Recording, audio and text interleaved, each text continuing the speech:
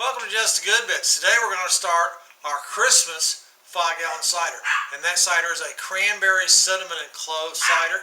And today we're going to make the starters to make sure we have a strong yeast going. We want the yeast to be active and strong when we put our cider together, so when it enters it can start to work right away so nothing else can get to it. So let's get started. Let me show you what we're doing. We're going to take a 1-gallon jug that's been sanitized in a solution of iota 4.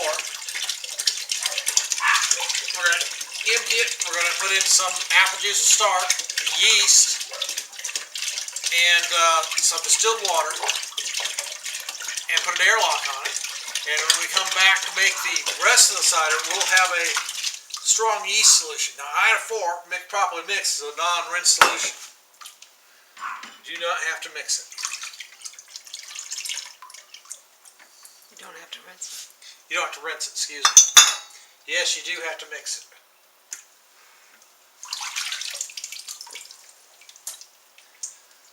One can of apple juice concentrate.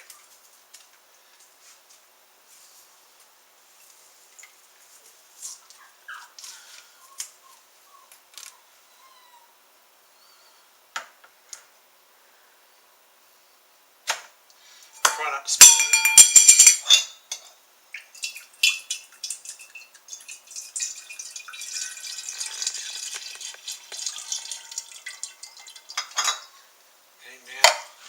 We're going to add some distilled water. We use distilled water because it's pure and it's clean.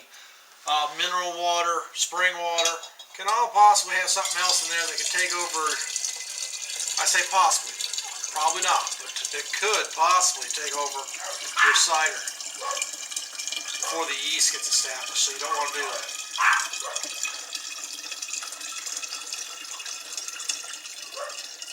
We don't want a real strong solution. So the yeast will grow fast, so we use approximately half a gallon. Now we're going to take our yeast packet, which has been in the sanitizing solution as well. So there's nothing on the outside of that. We use a pair of scissors that have been in the sanitizing solution. We're going to cut it out.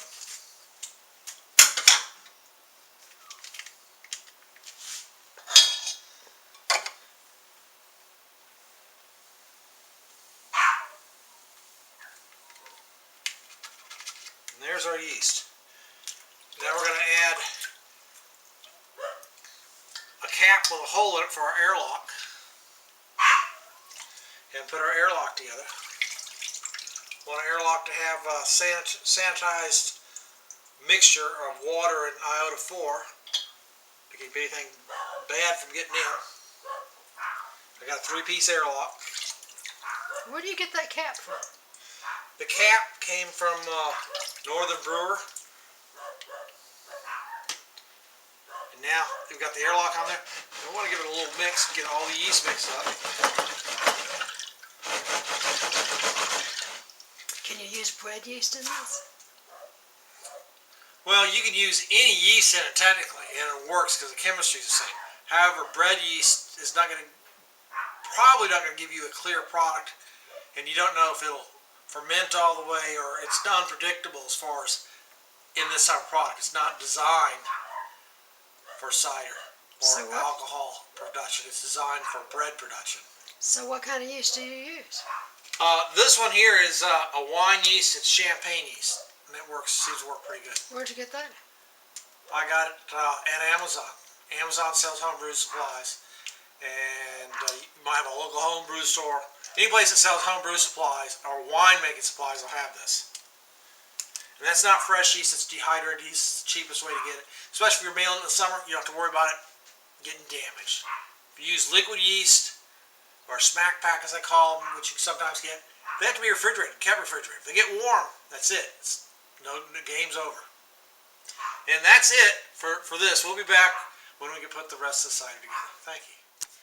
Before we start the next step, let's go look at our yeast starter. See that? It's not clear. We see very little bubbling that way, but we want to make sure it's active. Give it a little shake. You see how active that is? So we're ready. The yeast is ready to propagate and move on. Let's set that over there. Now let's focus down here. And this is where things are going to be happening.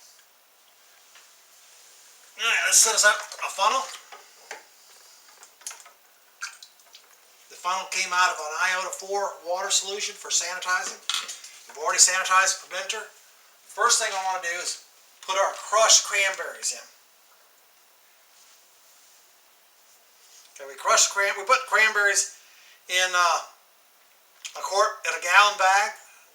That's a pound in each gallon bag. Use a rolling pin and crush it up real good. Then we felt it with our fingers and made sure we had all of them. All of them crushed. All of them crushed, yes. And how many are you? How much is that? It was a 2-pound bag.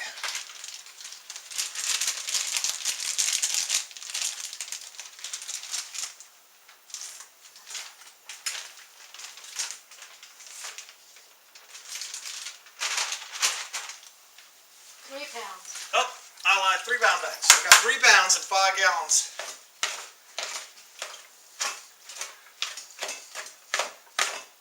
Are you going to put your cinnamon in now? Now, we'll put the cinnamon in the secondary. That'll come later. I'll show you. I use a little water to help, distilled water to help push this down.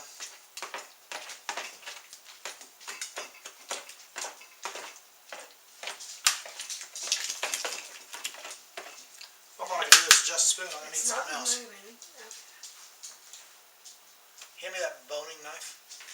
I can't reach it. I'll get it. This narrow knife will help me get down in there.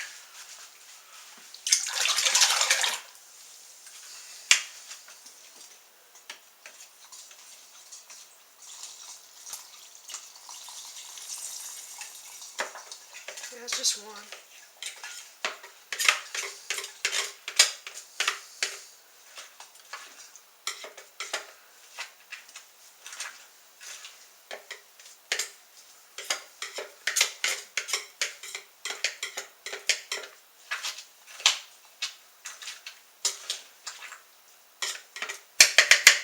Obviously now we're going to need a little more distilled water to push this down.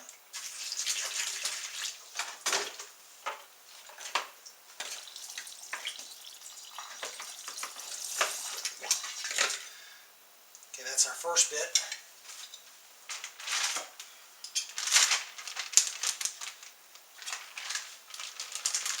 So you can see where it'd be important to have a big funnel that fit the top of your fermenter to make this work. You got that It'd be a real mess. You got that Northern Brewers as well, didn't you? Yep. And they got different sizes. The main thing is you want to make sure it fits in your funnel. This is the biggest one that the home brew shops sell. And I got that because I do this type of work. The smaller one is a little more stable as far as staying in the top of your fermenter.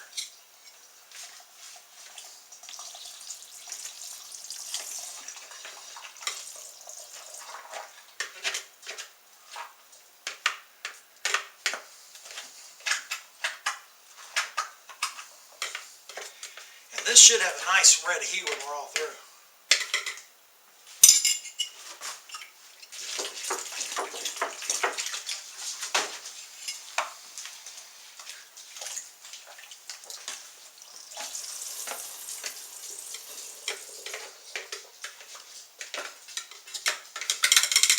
Okay, we're done with the boning knife and the spoon. Put that in the sink. I want to rinse a little bit of the residue out of these bags. I want to get as much as I can out of there. You see the residue in here? I'll put a little distilled water in there, shake it up and pour it down.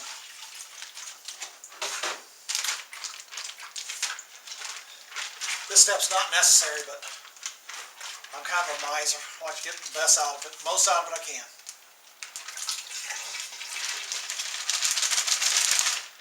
Since we're putting distilled water in here anyway.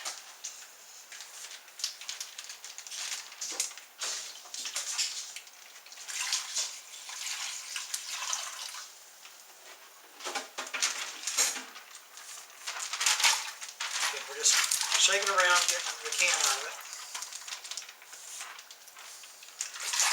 Putting it in the fermenter bucket. Now, we're going to start adding our apple juice.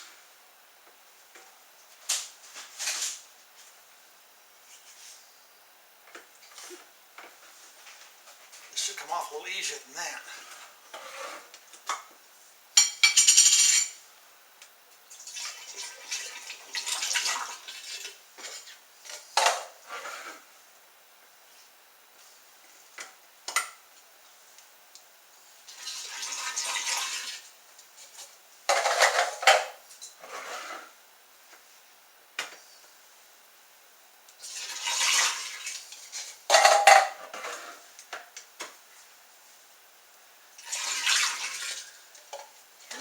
cans you got? 1, 2, 3, 4, 5, 6, 7, 8, 9, 10, 11, 12, 13, 14, 15. And we've got one in the yeast starter, so that's 16. So they need 16 cans for... To repeat this recipe, yes.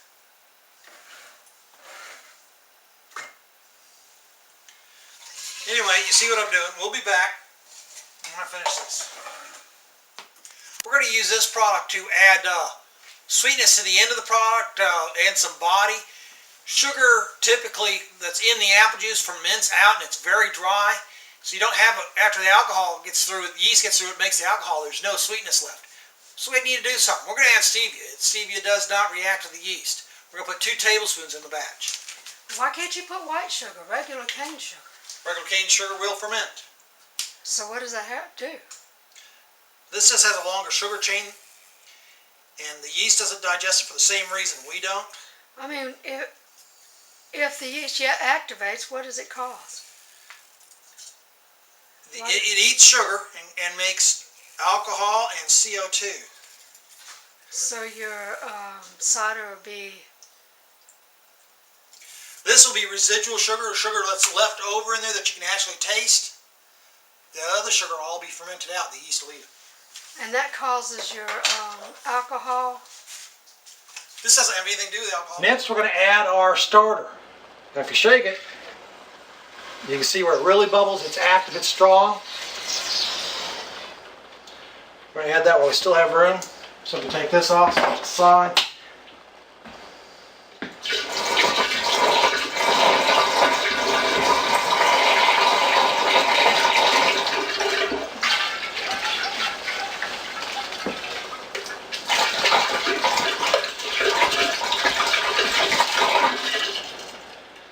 Now that's all of our active ingredients. Now we need to bring it up to level for fermenting, and we're going to add distilled water to top it off.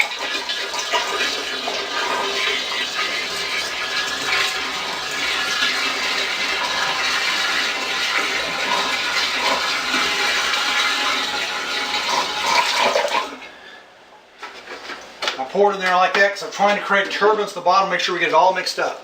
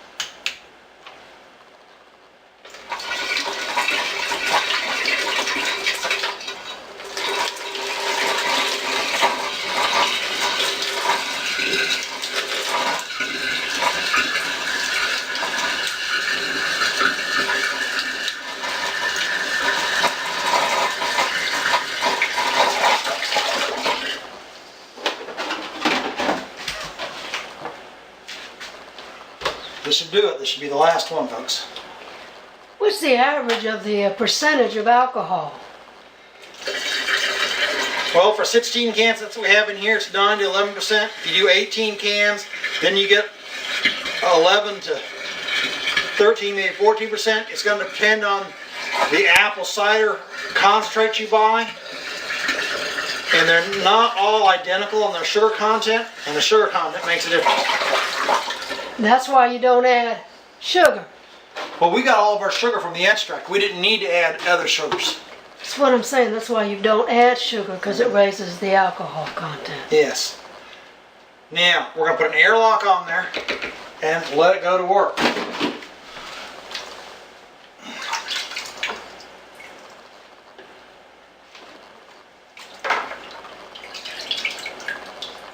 This is a 3-piece airlock, just like the one we use on our starter.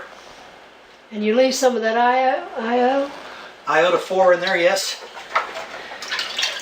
That creates a one-way airflow so the CO2 can escape, but nothing else can get into it. And if you notice, it's got a nice red hue already. As the alcohol builds up, it'll start to break down the skins and get to take on more pigment. So I'm expecting a really good red hue out of this cider. And we'll be back later. That's it for this step. As you can see here, this is the airlock in our primary fermenter. We no longer have CO2 escaping through it, which means the yeast has pretty much done its work. It slowed way down. And if we scroll down a little bit, I want you to look at the cranberries. They're floating around here. They start to pale. We've taken the color out of them. We'll scroll down a little bit more. And you see the redness. That's what we wanted to get. Now we need to rack it. We'll be back to rack and show you what that's about in a minute. Okay, this is our primary. And racking means we're going to take the wine off the yeast. And in this case, because we're home brewers or cider makers, we don't have a conical. We got to remove the cranberry cider from that fermenter off the yeast down into this one. And we've got a nice, clean, empty, sanitary fermenter. We'll put a new airlock on it, and that's the next stage. We want to get it off those fruity esters. We don't want any more off flavors if we leave it on there too long. Let's get started. We're going to start our rack. I've got my cane, my racking cane, and got my racking cane and my hose in a bucket with iota-4 and water mixture for sanitizing. It's been sanitized. And now we're going to remove the cork and the airlock out of here. We're going to put this, and I'm holding it. Notice there's no bubble in the hose. I got sanitizing fluid in there. That is to start the siphon, so we don't have to put our mouth in there and suck on it or something, which may contaminate it. And I always have a glass. I don't have one.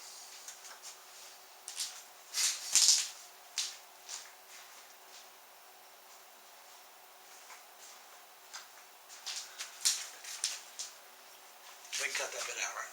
Mm-hmm. And after we do this, we're going to go down. Focus down here, please.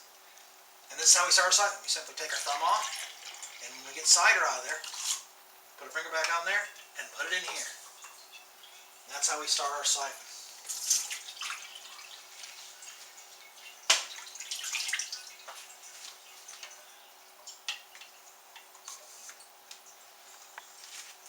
What did you just do? Up here, I put a cane holder in here to hold my racking cane.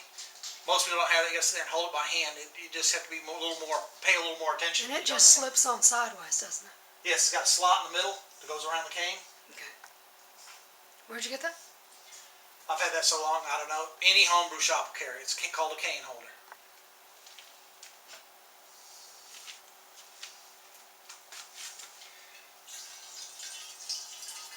We're going to take a little sample here. Try to see where we're at as far as flavor goes.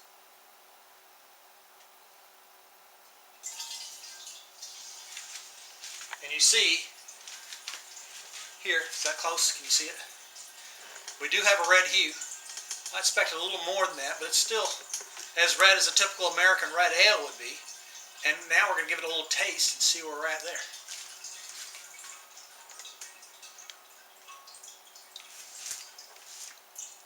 That's good. It's good. Got high hopes. Got high hopes.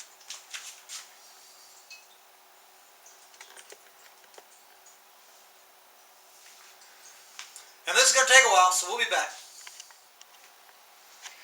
Okay, we've got everything out of the primer that we can get. We got cranberries and yeast in the bottom.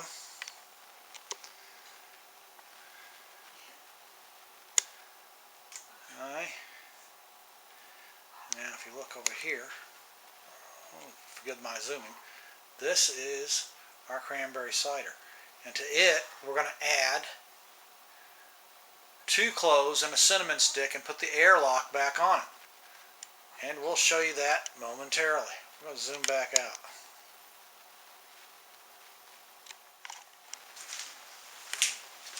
Now in our secondary, we're going to add 1 cinnamon stick and 3 cloves. We don't want to overpower it. The cranberry is kind of subtle. That's why we taste it first so we know how much to put in there. Now we're going to put our stopper and the airlock set on here. We'll secondary finishes, we'll take that out. And it'll be about 2 weeks. At that point, we can bottle this. And after that, it takes about 2 weeks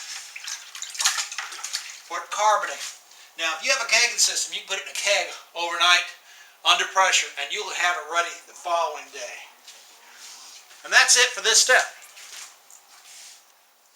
This is our Christmas Cranberry Cider. We moved it several hours ago so the yeast had settled. We moved it up so we could siphon it off to get into a bottling container so we could mix it with the priming sugar. So let's get started with that activity. I'll show you basically what we're doing.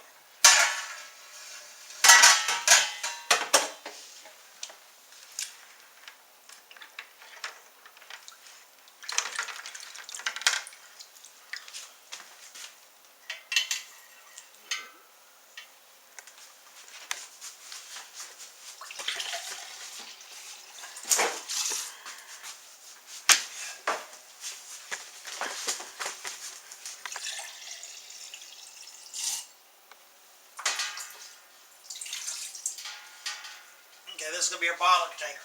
And this is the cranberry holiday Christmas cider. And now we're going to sample it for you.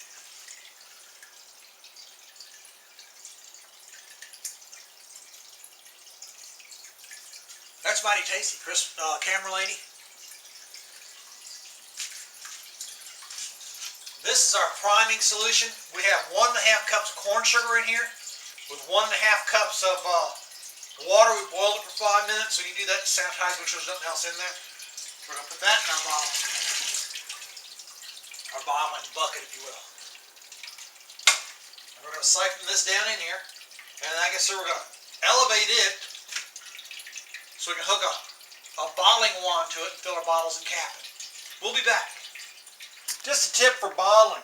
If your bottles are clean, you've already cleaned them, you need to sanitize them, you can put them in the dishwasher, run them through the full cycle with the dry heat to dry it on high, and they'll stay sanitized until you open it.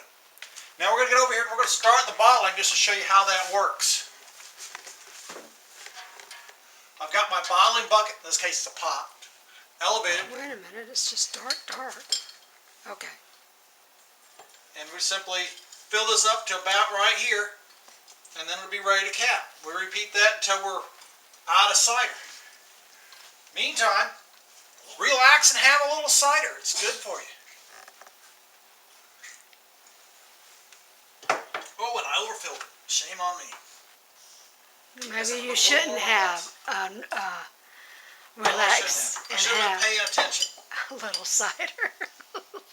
I relax too much. Hey, there's excess in everything, folks. Relax and have a little cider after you finish bottling. It helps to have 2 hands to do this. Makes it a lot quicker. Yeah, we're going to show you the basics here. Then the camera lady's going to help me bottle. It always helps to have a little help.